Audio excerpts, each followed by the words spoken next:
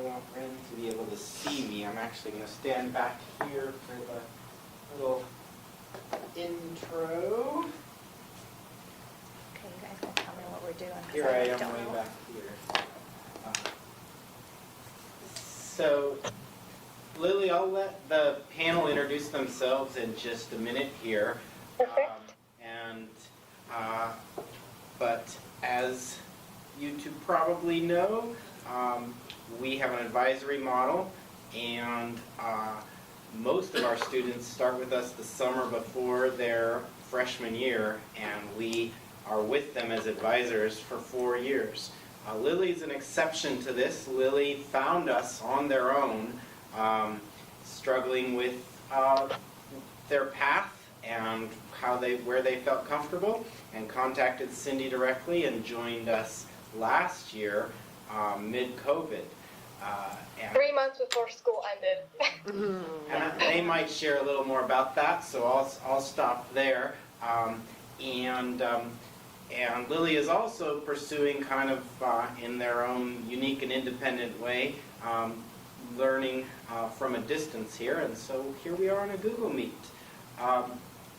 Elizabeth and Bukola, if you don't mind introducing yourselves, your organization, and your connection to TCS.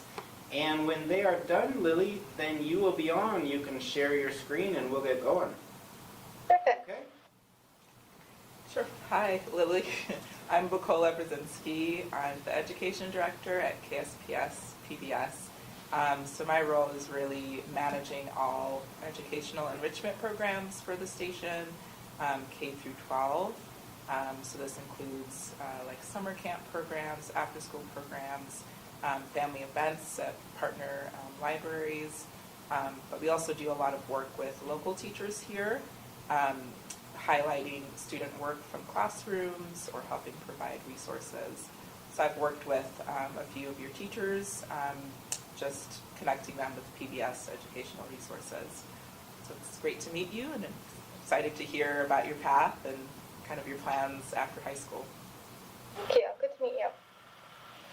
Hi Lily, my name is Elizabeth Mills and I am with Leadership Spokane, and I am the Development and Events Officer. And Leadership Spokane is actually a 10-month program for, we have adults and students, but it's all to learn about servant leadership. So it's to learn how to serve your community in a professional capacity, and it's all about getting to know your community and literally to be a servant leader in your community, just to make the community a better place to live. And my connection is, I worked at Greater Spokane Incorporated previously, which is the Economic Development and the Economic Development Council and the Chamber of Commerce combined. And we have an Education and Talent Division, and Cassidy Peterson there put out an email saying that this was happening. And really our Education and Talent Division, that Greater Spokane Incorporated, houses the STEM programs for Spokane, but we're always trying to increase that graduation rate in the Spokane area. So very short little scenario of what that is. Awesome. Nice Thank to you. meet you. And I am your principal. But you probably don't know this about me, Ren, that I was a classroom teacher for over 20 years before a group of us started the community school as a pilot, and that was over 10 years ago. And then we got to move into the community school building that we are in now, and it's been really fun for us to bring on educators that are helping you and helping all of our students have the kind of education that we believe in. So I'm glad you chose us, Ren. Me too. All right, and with that, we will turn the stage over to you. Perfect. I'll introduce myself quickly. My name's, you heard both names, Ren and Lily. I kind of go by either right now, but Lily Rock, Ren Rock. Like Matthew said, I transferred to TCS from CVHS 2021, about middle of March. So I was only at TCS for about 3 months. I was able to have the opportunity to come check out the school first before I transferred. I was there for about an hour, hour and a half, when I absolutely fell in love with the school.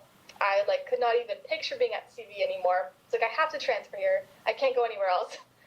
I was there until I came over to Seattle, Marysville, last year in December. So I was only at TCS for like 7 months, I would say. Unfortunately, I wish I was there for all 4 years, but I came over to Marysville, did one class through TCS, and then one class through SFCC for a while, and here we are. Well, I'm going to go ahead and screen share.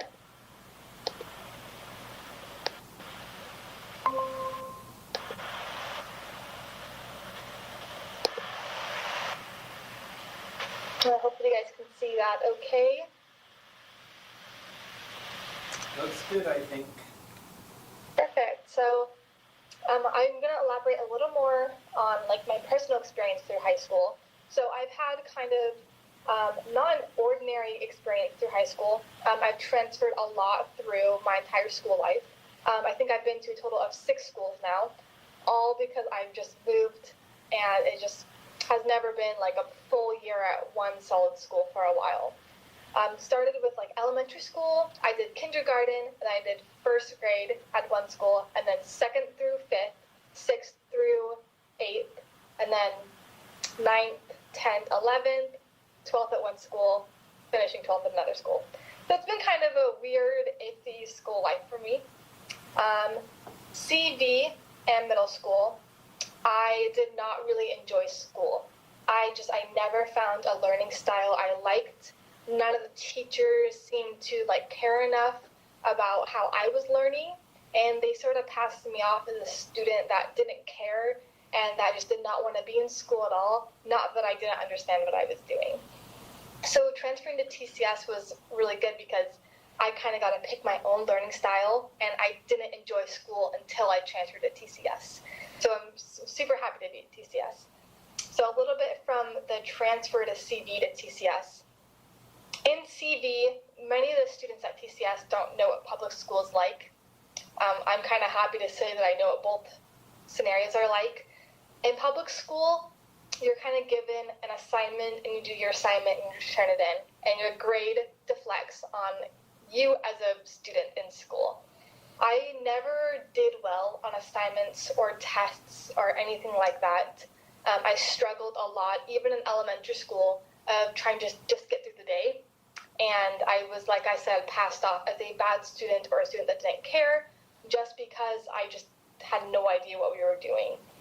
In elementary school, which is kind of where I first got to start with my learning style, is my 2nd grade teacher, the only teacher I've probably had, that took me aside after class, after school actually, and worked with me for an hour on reading and writing. I had a pretty bad speech impediment and learning disability and reading disability in elementary school. And my one teacher, he was the one that stuck with it, and that's why I enjoy reading and writing so much now. So thanks to him, I was kind of able to divide the two.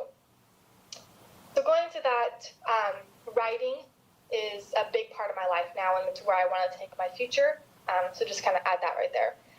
Becoming a part of the community is something that I was ecstatic to do when I went to TCS. Public school, you don't do anything like you do at TCS. You're not in the community. You're just in a classroom, and you're in the classroom all through the school day, and that's it. At TCS, we were able to, when I first transferred here, it was very strange, and I wasn't quite sure what to think of it. I'm forgetting the name of what day it was, but my little group, everybody was split into a couple of different groups, and each group got to go do a little project.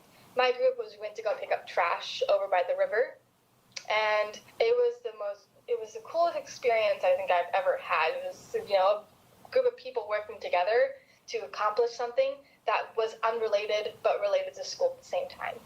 So that's why I realized, I'm like, I guess school doesn't have to be completely about learning your 4 main core subjects.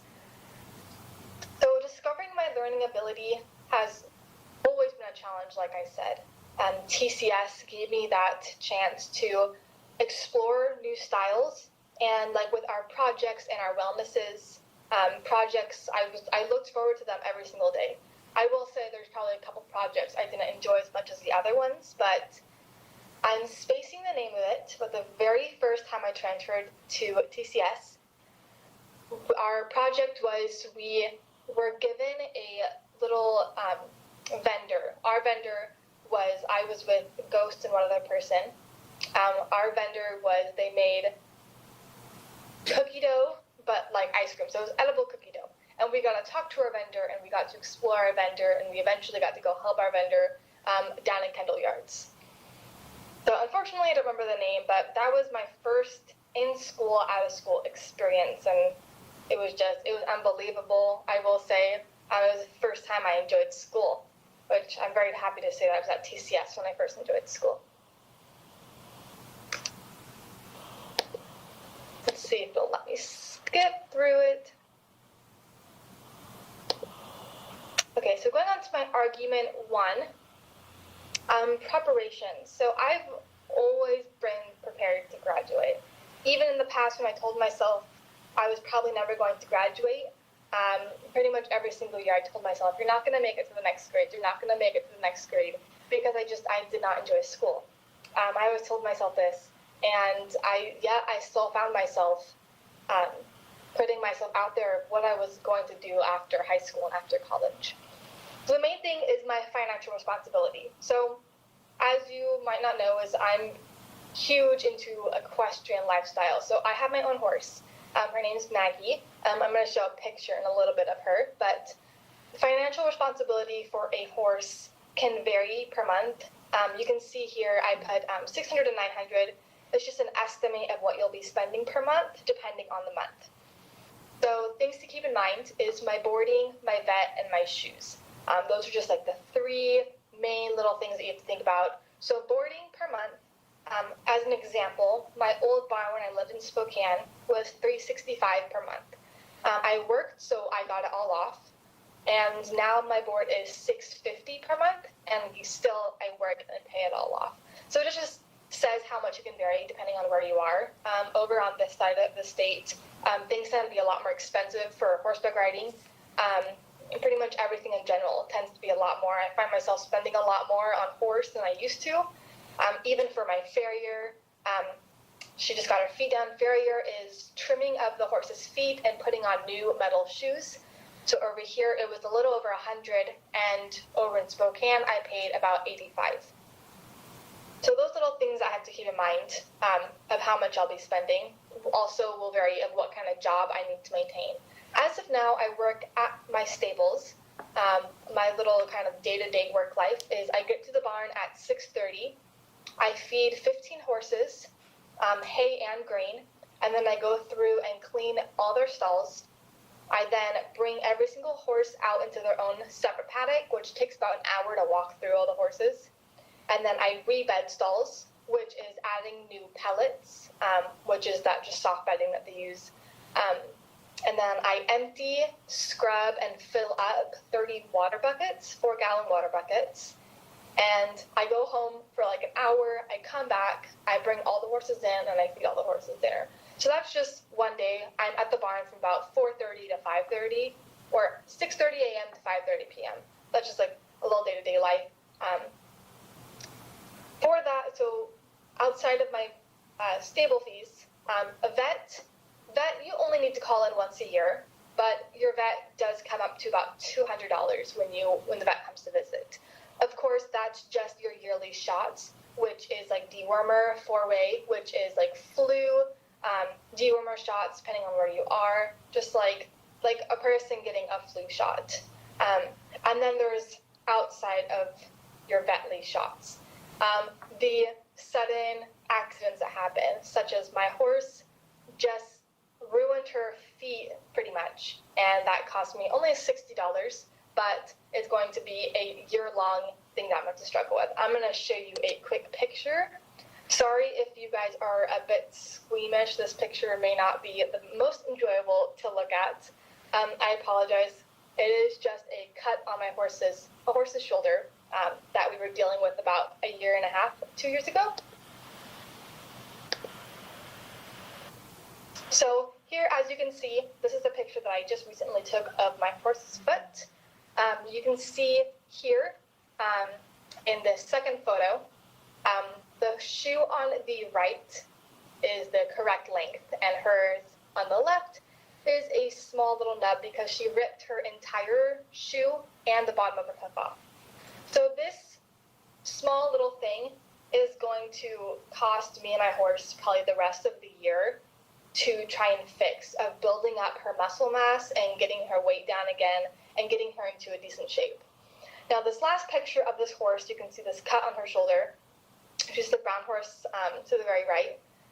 This horse is Ginger. This was also a sudden vet accident that happened about a year and a half back. This vet cost ended up around $30,000 because she ran into a gate. So horses are not the brightest, and they tend to cost a lot, and they love spending our money. So this horse, she was split from her filly, or her baby, and she ended up running into a fence, ripped her entire shoulder open, spent months in a vet office, had to get treated at the vet, treated back at the barn, etc. So this is just kind of an example of what can happen on a monthly basis, weekly basis of horse life, and it's just what I have to keep in mind for the rest of my life. This picture to the very left is my horse getting her teeth floated. This is just kind of a picture I threw in there. Kind of interesting, kind of weird. Getting their teeth floated is a every year kind of basis. They get their teeth shaved down so that they don't cut their gums open when they're chewing, etc. Okay, I'm going to go back to my preparations. So thankfully, my apartment rent is not going to be that much per year. Previously, I was going to be moving to Pullman, where I would attend online classes at SFCC still, and I would be living with a small group of people off campus in Pullman. Unfortunately, I have lost contact with that small group of people, and I will now be living in Marysville, where I'm at currently, with my father and his girlfriend for probably the next year, year and a half-ish. I'll be doing classes online at SFCC still, or if I find out a college that I like better, I will be attending that. So college fees, as you can see, it's blank. I have not really looked into it completely because I still am not quite sure where I'll be attending. The living expenses, thankfully, my father does not want to make me pay rent as I'm still living in his house. So I will not have to worry about that either. But living expenses can get up to $25 to $100 per month. This is outside of paying rent, so this is like utility bills, etc., etc. So planning ahead is something, like I said before, I've always planned ahead since middle school. So who, where, I always wanted to know exactly who I was living with and where I was living with. As of now, I'm living with my dad and his girlfriend, and I'm living in this house.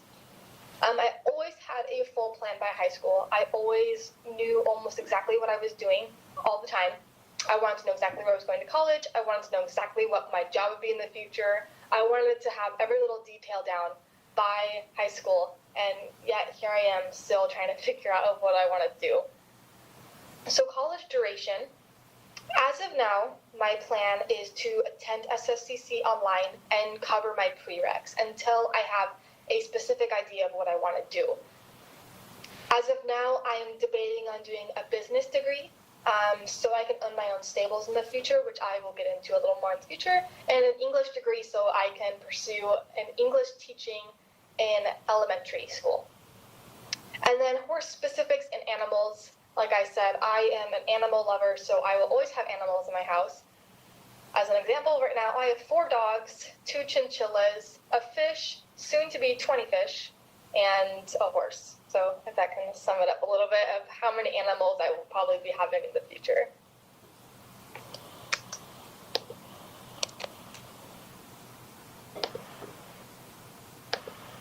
Okay, so this is thinking and rethinking, my second argument. So my realistic expectations, these 3 jobs that you can see here are the 3 jobs I can see myself doing. Veterinarian is not really one of the options anymore. I've kind of crossed that out, but I did want to add it into here because I wanted to be a vet pretty much all through middle school, all through elementary school, and the beginning of high school. So in red, you can see the cons, and in blue, you can see pros. So the cons for veterinarian is schooling. Like I said, could not picture myself doing 4 years of college. It just did not seem enjoyable to me. I think by the end, I would not even want to pursue veterinarian anymore, and I would just end up quitting college and going to pursue a different major. Personal time management. You don't get a lot of personal time when you're a vet, especially in college. This is kind of takes up your whole life kind of job.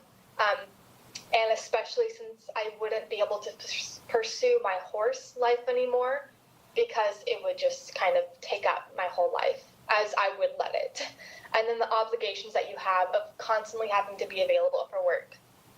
The pros are I'm an animal lover, like I said. I cannot picture any other life except being surrounded by animals 24/7. And I could afford my wanted lifestyle. Like I said, horses are very expensive and you need a well-paying job to be able to afford that. A teacher, which is currently my main and probably the most realistic option for me and the one job I will mostly enjoy. The cons is I believe for myself it would be hard to switch to a different career. My biggest fear is I don't want to get trapped into one job for the rest of my life.